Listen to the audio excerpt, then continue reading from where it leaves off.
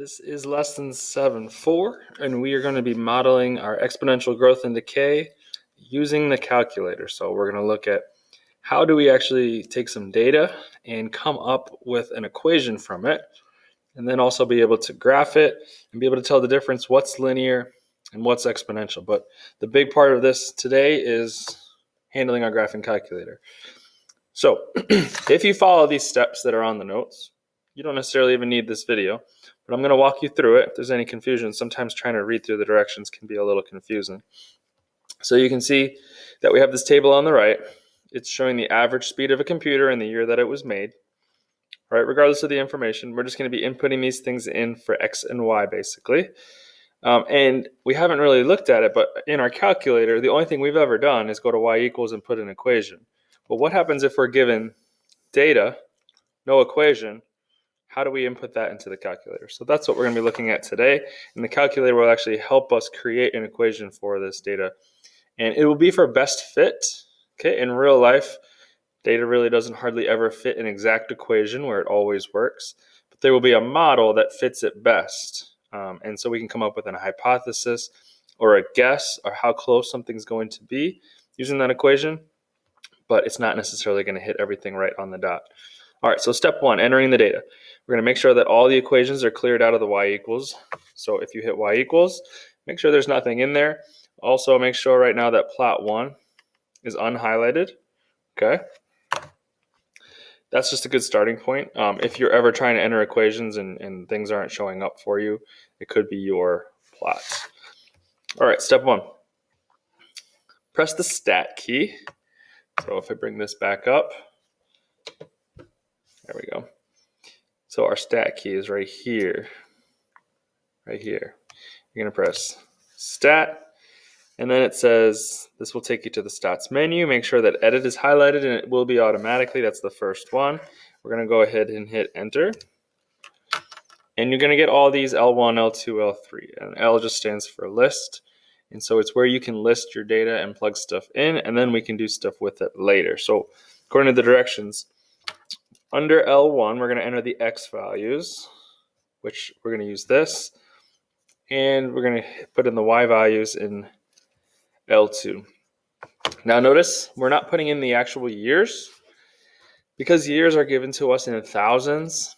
And that creates graphs that can be just a little big and a little more difficult to handle.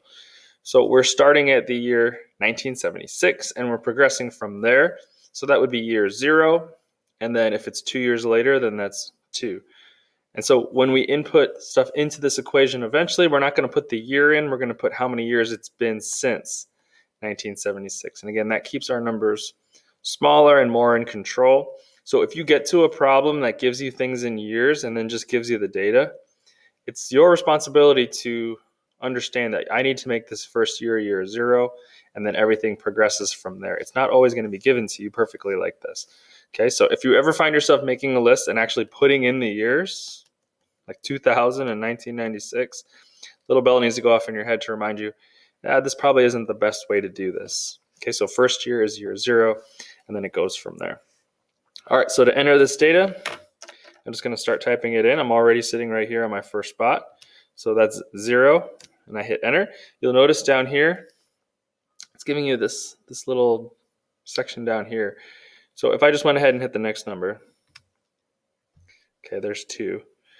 It's saying this is list 1, and then this is the second row. And what value do you want to put in? 2, hit enter, so on and so forth. So I'm going to go ahead and put all of these in. So 4, 6, 8. It looks like it's just even numbers all the way down.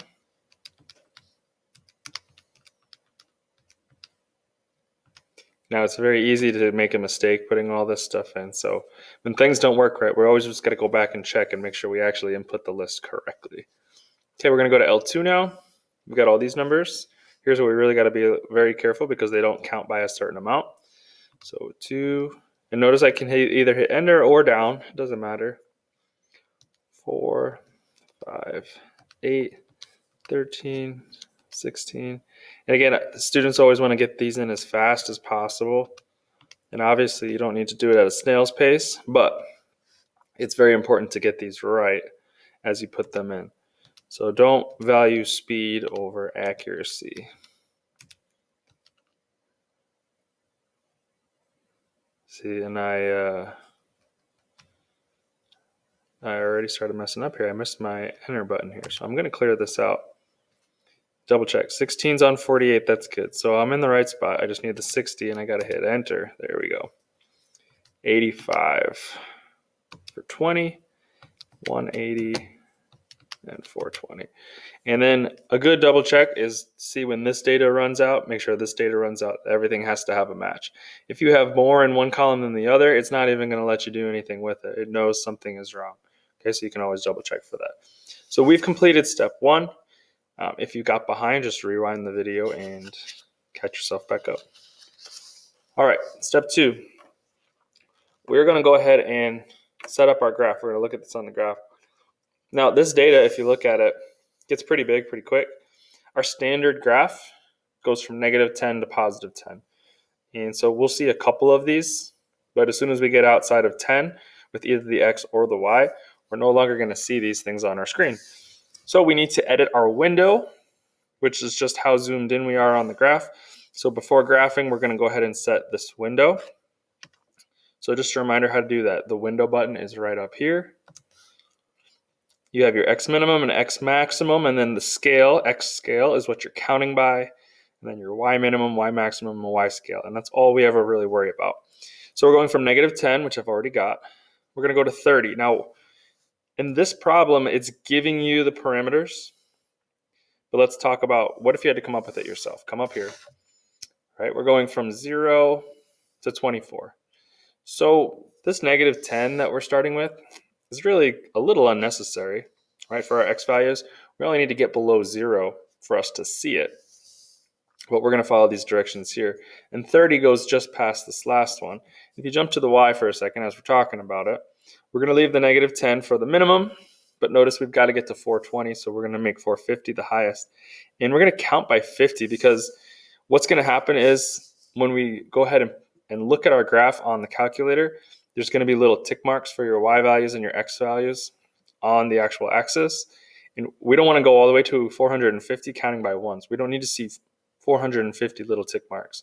So just like as if you were making your own graph physically on paper, if you're going all the way to 450, you're not going to make 450 little lines. You're going to count by something like 10 or 50 or 100. So in this case, we're going to count by 50. So that's what's going on there. All right, so let's actually input this now. So my X minimum was -10 and maximum I'm going to change to 30. Counting by 2, so that's right here, X scale, counting by 2. And then for my Y's, I'm going from -10, which I've got, to 450. And I'm going to count by 50s. So my Y scale needs to be 50. So now my window looks good. Double check your window. Pause the video if you need to.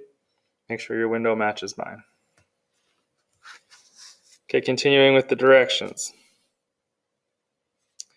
Once the window is set, we're going to press second and then Y equals to open the stat plot menu. So we're going to our Y equals, but we need stat plot, which is in blue right above it. So we're going to hit second and then the Y equals button to get to stat plot. Okay, with plot 1 highlighted, so look, you can go up and down and highlight plot 1, plot 2. We're going to go ahead and press enter. Okay, so we can have these highlighted, but we haven't actually selected them yet. So we're going to press enter on plot 1 to select it, and then it's going to give me all these options right here. The type should be set to the first graph, which is a scatter plot, which is a graph of points. If you take a look, that's what we've got, right? We've got all these little dots. That's what we want our graph to look like. We're not connecting, we're not putting bar graph. You can see there's all these different options that you'll definitely get to in statistics when we get there or in the future. All right, and then the rest of this is just going to talk about what data are we using here, what color do you want them to be, so you can edit that, of course, not a big deal. And then what do you want the points to look like? Do you want them to just be dots or squares? You can make them a little plus sign, so on and so forth. Now, we do need to turn this on. If you notice, it's off is highlighted, and so it's already blinking on. You just have to hit enter and turn it on. If you don't do that, it's not going to show up on your graph when you go ahead and hit graph. So now we've turned it on. and everything's good to go. Again, if you wanted to change the color or edit anything else like that, we could. So now to view the graph, all we have to do is hit graph, which is right up here. We've done that before. And there you go. And like I said, you could have changed the color or the shape of these. So we're just going to quickly sketch it.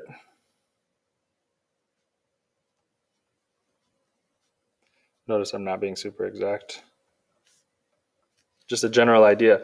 The main point of the sketch here is to determine, is this a linear graph or is this an exponential graph? And I hope you see that's exponential, right? A linear graph would continue in a straight line. This starts off looking linear, but it quickly swoops up and is going to increase exponentially. Now, we're going to fit two different lines to this, even though we already looked at it and it was pretty clear that this is exponential, because we want to talk about, well, what if it is linear though? What if it looks like it's a straight line? How do I get the equation for that? So I'm going to show you how to get the equation of a straight line and how to get the equation of something that's exponential. So we're going to start with a line, even though this isn't, go through the process. So let's follow the directions. To do this, we're going to press stat. Okay, so again, stat is over here. And now we used edit before to put in the information. Now we're going to go ahead and do some calculating. So we're going to scroll over to calculate. And then we're going to go down to number 4. You can either press the number 4 or you can scroll down to it. It's important to recognize what this looks like though. It's called linear regression. Okay, that's not as important that you remember, but you got to look at this right here. It's telling you it's going to give you the equation of a line or the equation of the function as a line, because we know that this is y equals mx plus b. Now they use the a instead of an m, but it's ax plus b. That's a line, right? And we know that if we are using exponential regression, which I'm going to go ahead and show you ahead of time before we get there, is down here. Okay, we know that's in the b times g raised to the x. Now, unfortunately, they don't really give you that right here. So that's not one that you can find. We'll just have to know it's exponential regression. But right now we're going to do linear regression in ax plus b. You'll notice there's linear regression in a different form as well. So we do need to be careful. It's number 4. All right, so let's go ahead and click on number 4. All right, so this will take you back to the home screen on the calculator where this will be displayed. Oh, we're not quite there yet. So when this brings you to this screen, it's asking you which two lists you want to use. It's kind of like when we're running through the calculator and we're trying to find those intersections. Remember, we always have to say like line 1 and line 2 when we're clicking on it on the graph. This is the same thing. If we had, let's say we put 10 different lists in, if we want to create the equation of a line, we have to tell it which two lists to use for x and for y. So remember, L1, when we made that list, we used our x values and L2 was your y's. So this is all good. We don't need to change anything. What we want to do is click calculate.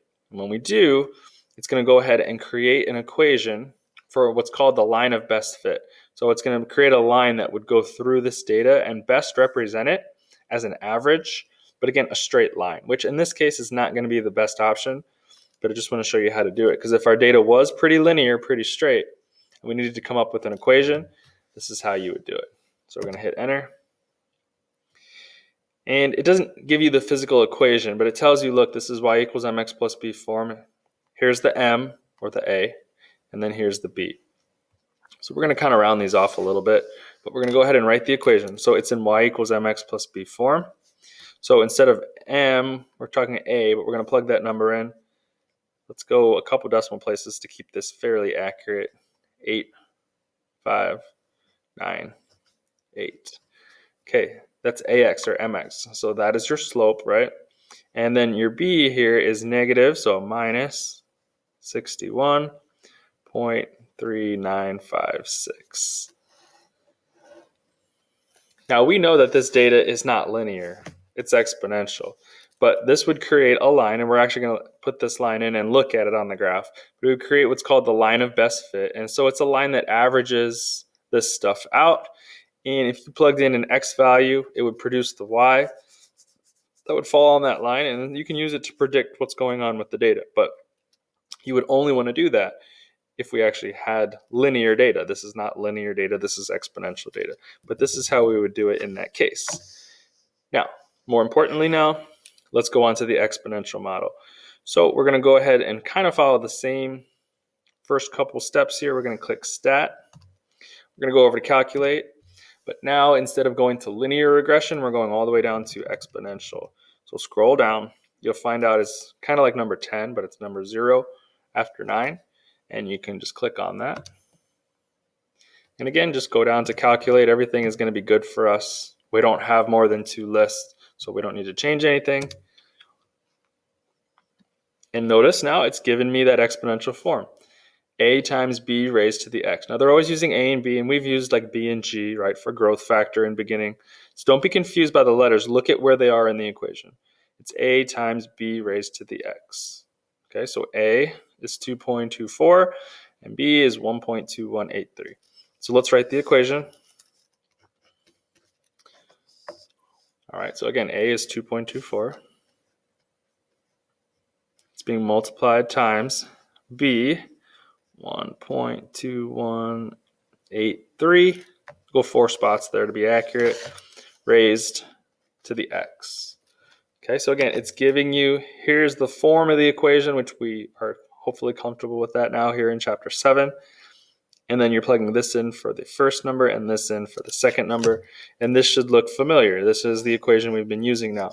So basically, this is what you started with, and this is your growth factor. Okay? And we know that this is going to create a line that fits this data. Now, it's not going to be perfect because this data is not perfect.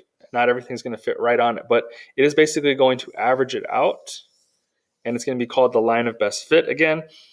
And what it's going to help us do is if we had to make a prediction for the future way past our last piece of data, we could plug in that x value, and it will give us the y. And we'll do that in just a little bit. So step 6 here, graphing these models. So in order to put these actually on the graph, we've got our graph. It's just data right now. But what if we want to see the actual lines? So the graph doesn't automatically do it for you when you go ahead and calculate those things. So what we're going to do is we're going to take these and just put them into y equals like we're used to doing. Okay, so we're going to press y equals, not second y equals to get to stat plot, just y equals. And we're used to this screen. We've used it a lot. We're going to input. We want to see the lines. So we're going to input these directly in. Now, since my dots are blue, I'm going to use different colors. It doesn't really matter. Okay, but I want my 2 lines and my dots to be different colors. That's just my personal preference. So I'm going to go ahead and input this one. So 10.8598. X, remember the X button is up here. Minus, make sure you use the minus button. If you try and use the negative button, it's not going to like it. 61.3956. Now I'm going to stop there and let's just go ahead and look at our graph now. There we go. So the calculator has drawn the line of best fit. Now again, this was our linear model, which doesn't fit our data. It doesn't make sense to use this model. If I'm going to use this for a prediction, it's going to be pretty far off, right? Because our data is not linear. But if our data was linear, this would follow it pretty close. So let's go back to y equals now. I'm going to go down and do this one in black, and I'm going to go ahead and put this one in. So 2.24 times, you don't need the parentheses, 1.2183 raised to is right here, raised to an x. And now let's see what this looks like. You're going to hit graph. And you'll see that this line is going to follow our data very closely. Notice it doesn't hit everything perfect. Some of this data is a little bit off, and that's just called real life, right? Data is not going to be perfect.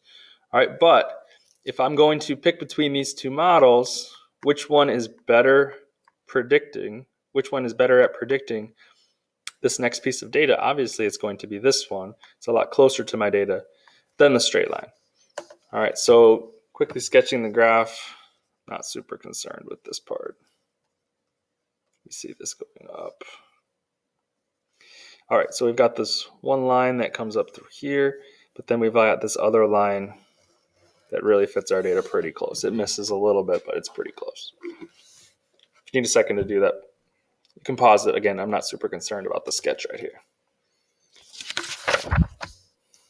All right, so we're going to answer a couple questions and make sure we've kind of analyzed what we've done and use it to make some predictions now. So number 1, Consider the equation for the linear model. All right, this one right here. Is this an example of constant increase or constant decrease? Now you could look at the graph and say, well, it's increasing. But we're talking about considering the equation. So what I'm going to do is I'm going to go ahead and bring that equation over here. It was y equals 10.8598x minus 61.3956. Okay, looking at this equation, I know that this is a constant increase. One, because we looked at the graph, but more importantly, can we analyze, what if we didn't have the graph? What if we just had the equation? We know this is the equation of a line because it's y equals mx plus b. And when we're talking about these two numbers, this is where it hits the y-axis. That doesn't tell me if it's going up or down. It could hit this number going down, or it could hit this number going up. This tells me this is my slope, right? Mx plus b, that's my slope. It's a constant increase because the slope is really big. No, it doesn't matter. The slope is positive. If we change this to a negative 10, all of a sudden this would be a constant decrease and you would see this line falling instead of rising. So we want to recognize that that's our slope and it's positive, so that creates a constant increase. So number 2, consider the equation we found for exponential. So I'm going to bring that one over here. 2.24 times 1.2183 raised to the x. Is this an example of exponential growth or decay? Now we saw the model on the graph. This is growth. It's going up. But how do we recognize that in the equation? Just a reminder, we look at the growth factor. If this number is greater than 1, it's 1.2, it's greater than 1, that is growth. If it was less than 1, between 0 and 1, so not a negative, we're not talking about that, but between 0 and 1, less than 1, then that would actually make the data go down, and that would be exponential decay. So the answer to this question is exponential growth. And we're really concerned about explaining it based on the equation, because the growth factor, which again is the number being raised to x, is greater than 1. All right. Question 3, we've already talked about this a lot. Which one of these two models seem to fit the data better? We're going to say the exponential and say it is closer to the data. That's enough. We understand what that means. Number 4, now we're going to go ahead and use our model. So the whole point of having these equations, creating an equation from our data that's not perfect, but it's close. That would be this one. This is the best one. Let's bring it down. Why did we go through all this trouble? Well, now we have an equation that goes further than the data we were given. And so we can use this equation to predict where the data is going to fall later on. So using the model we chose, we're going to use this equation to predict the speed of a computer in 2010, which they've already done the math for you, is 34 years after 1976. So if we go back to our data, remember, the years since 1976 is our x. That's what we're plugging in for x. We're trying to find y. Okay, we're not given y in this question. We're given what year it is. So 2010, 10 more years from here. So that's 34, which they did for you, but they're not always going to do that. Sometimes you're going to have to figure out how many years since 1976 was it. So you could subtract 2010 and 1976. It's 34. And we're going to use it to predict the speed, which is y. So all we have to do here is plug in 34 for x. And this will now not necessarily be right on the dot, because life is not right on the dot. Okay, this will predict, though, pretty close, based on the data we were given, what the speed will be. So we're going to go back to our home screen. We're on the graph, so you can hit second and then mode, which is what you're doing is you're accessing this quit. And that'll get you back to just your basic home screen. And we're just going to plug all this in. 2.24 times 1.2183 raised to 34th. And there you have it. So our prediction is that the speed in megahertz will be, let's go 3 decimal places. If you want to go back and find your units here, megahertz, capital M, capital H, lowercase c. And even if you don't know what that means, it's good to label it. All right, so that's our prediction for down the road, and you could go even farther. That was the whole point. We created this equation from the data using exponential regression.